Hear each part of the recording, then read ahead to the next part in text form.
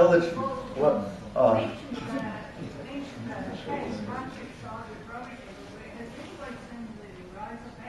Yes. Yeah.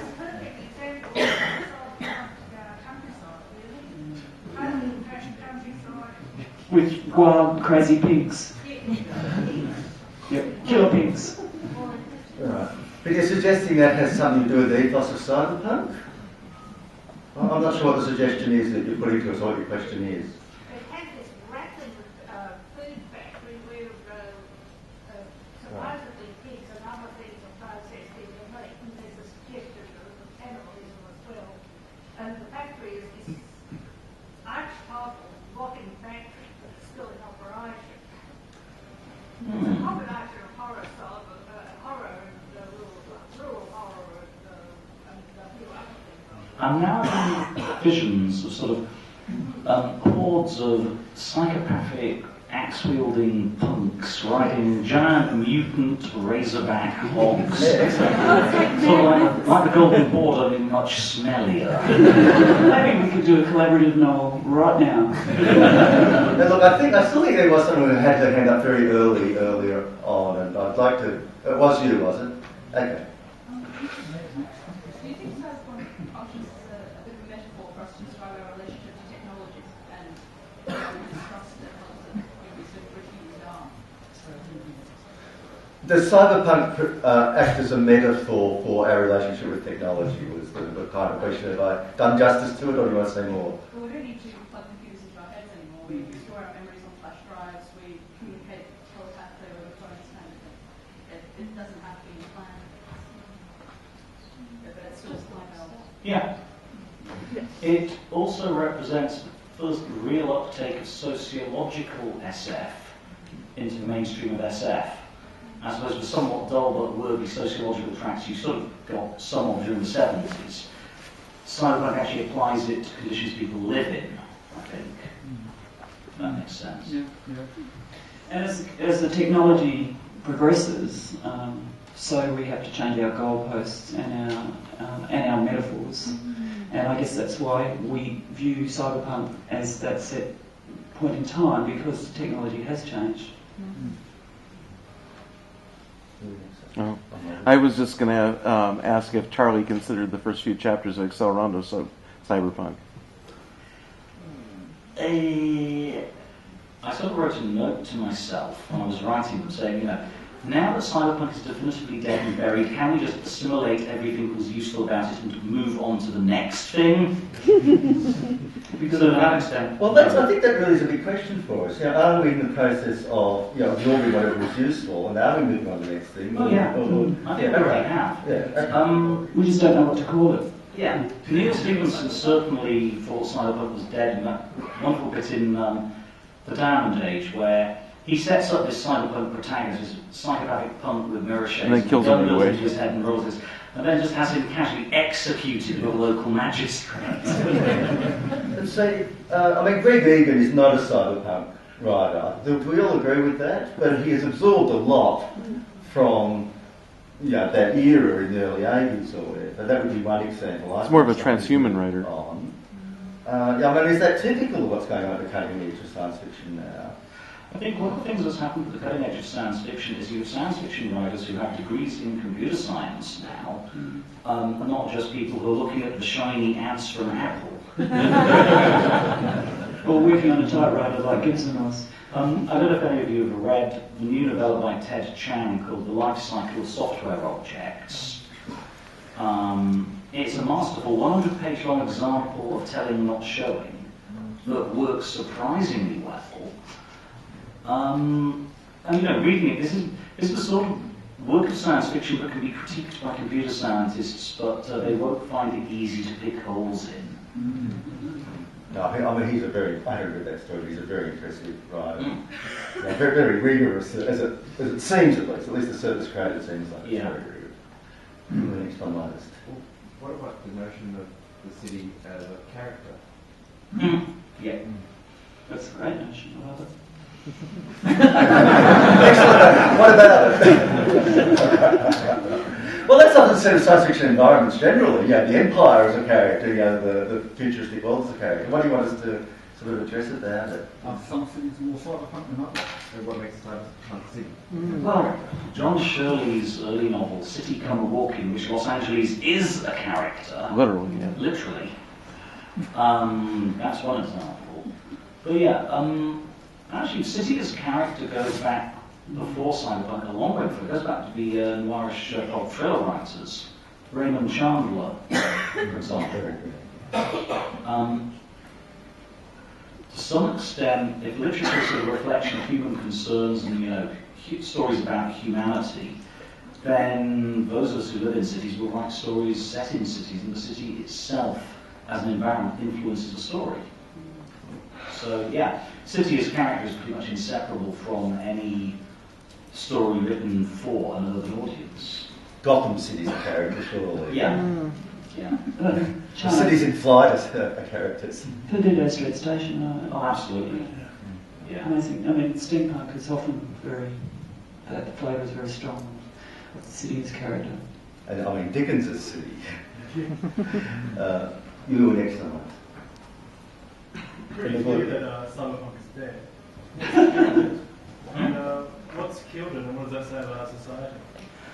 Well, the initial Cyberpunk is dead the way punk is dead. This doesn't stop you forming a new punk band now and doing something original, but it means the odds are that if you do so faultlessly, you'll do something derivative and crap and cliched. Yeah. Cyberpunk was dead when it became cliched and easy for not very smart, I was going to say it's second artist effect to cut in. For people to start writing cyberpunk who were copying what they were reading rather than inventing it for themselves. This doesn't mean you can't invent it for yourself all over again now by looking at the same things they're observing and coming up with something new and different. But it's sort of like, how to put it, high fantasy. Tolkien did his research chops, and quite a few other authors have done best. What, however, do you make of fantasy novels as written by people who've read Tolkien rather than having read the Norse sagas? Yeah, the same sort of thing. Cyberpunk has hit that same sort of state where it's possible for people who don't know any better to write cyberpunk without thinking about what the cyberpunks were looking at, but simply by writing with reference to the originals. Like writing a science fiction novel and inventing this great thing called time travel.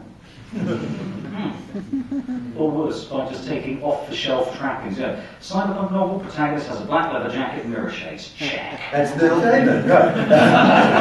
But he doesn't write cyberpunk. No, he's not mirror shades. Don't you think that the original cyberpunk, the quoted original cyberpunk authors, Sterling, Gibson, were merely taking the concepts of the earlier writers who have used the exact same ideals, such as from Brave New World, from 1984. These were never considered to be cyberpunk texts, but they have the exact same situations. They have the politics, they have the rise of technology.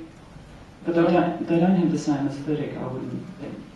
Yeah, they have a political... 1984 versus Blade Runner, it is a dark, depressing place. 1984 is differently depressing. 1984 is a pastiche of Stalinism and fascism circa the 1940s. So Blade Runner is just large-scale corporatism.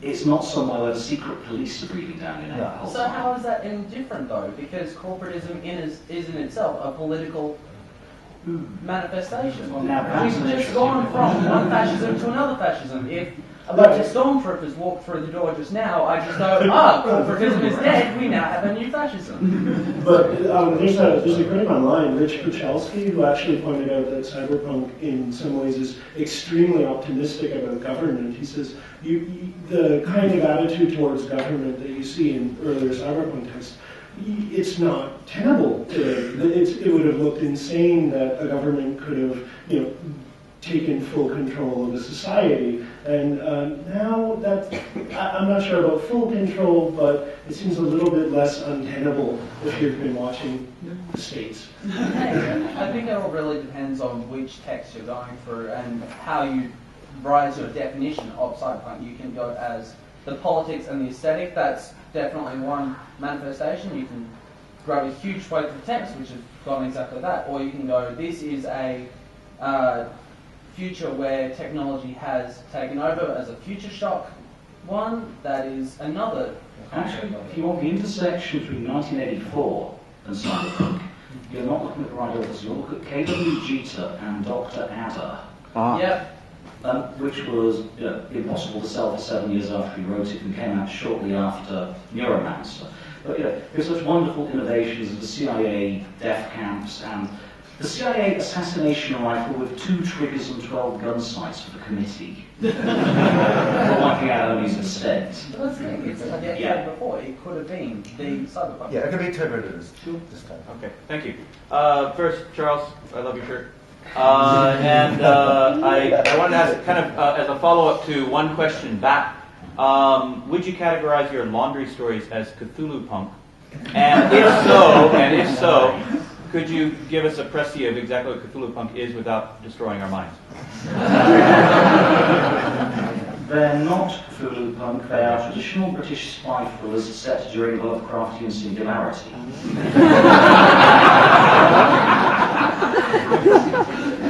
Okay? With regards to the death of Cyberpunk and the tropes coming out, I did a lot of Cyberpunk role-playing when I was younger, and one of the things we always found was it antagonises the tropes, because all the players always know that no matter what job they get, they're going to get betrayed by their employer, they're going to be stuck with this valuable item and no way to get rid of it, and they're going to end up in a chase. So it was one of these things where we were destroying our own interest in it, in the genre. Were you playing Cyberpunk or Paranoia?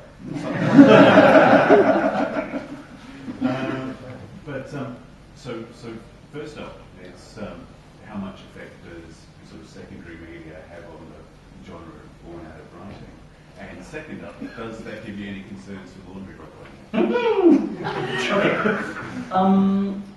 Cyberpunk is no longer the property of a written SF field. It hasn't been since Ridley Scott released Neuromancer. I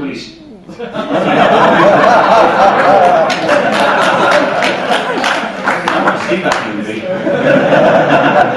But since Ridley Scott released Blade Runner, it's out there, it's in the wild. There are an awful lot of people now who know Cyberpunk who will say, huh? If you mention William Gibson's name. Yeah? As for the laundry role-playing game, I think I'm safe in saying the guys who are writing it have experienced British government bureaucracy. So the earlier gentleman who mentioned Paranoia, there's an element of that. Now, I'm afraid I'm being given the wind-up. We're going to have to stop there. Please thank our panelists.